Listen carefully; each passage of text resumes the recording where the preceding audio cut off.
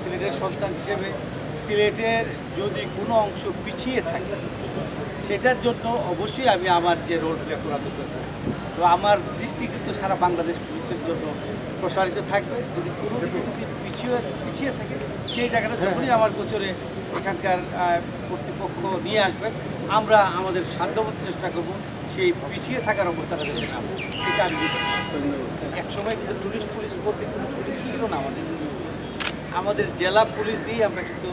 এই দায়িত্বটা আমরা পালন করি। এখন মাননীয় প্রধানমন্ত্রী টুরিস্ট পুলিশ করেছে সময় সময় কিছু সংখ্যা বেড়েছে আরও বাড়ে এটা আমরা বলতে পারি এটা তো আমরা এটা শুরু হয়েছে এটা আরও বাড়বে এটা যেরকম সিলেটে আছে দেশের বিভিন্ন স্থানে আমাদের এই যে এটা পর্যটন খাতটা বিকশিত হচ্ছে এবং এর সাথে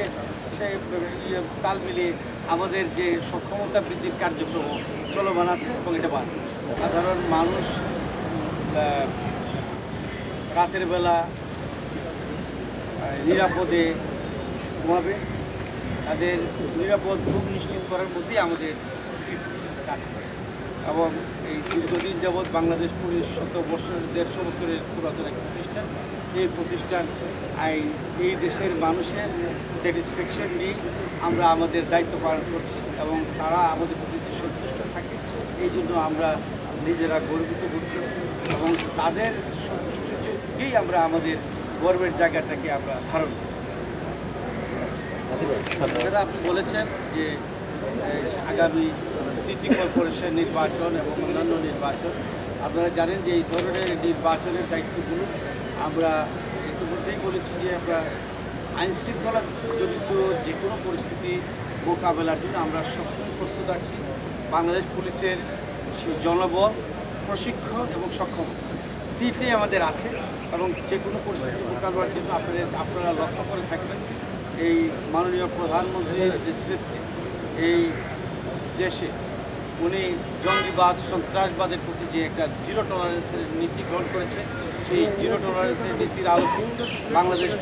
পুলিশের সকল সদস্য আমরা একযোগে কাজ করেছি। আমরা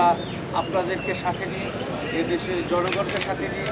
এই দেশের জনপ্রতিনিধিদেরকে সাথে নিয়ে রাজনৈতিক নেতৃবৃন্দকে সাথে নিয়ে সকল বিভাগ সরকারের সকল দপ্তর গোয়েন্দা সংস্থা মিলে আমরা একযোগে কাজ করেছি এবং এটা কিন্তু এর মধ্যে দিয়ে আমরা জঙ্গিবাদ সন্ত্রাসবাদ সফলভাবে আমরা নিয়ন্ত্রণ করতে সক্ষম হয়েছি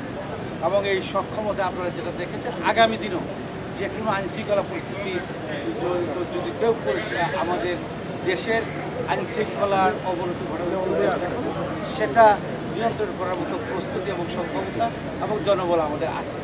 এছাড়া আপনি জানেন যে নির্বাচনী যে কার্যক্রম সেটা হয়ে থাকে নির্বাচন কমিশনের অধীনে। নির্বাচন কমিশনের অধীনে যখন যে দায়িত্ব আমাদেরকে দেওয়া হবে সেই দায়িত্ব পালনের জন্য আমরা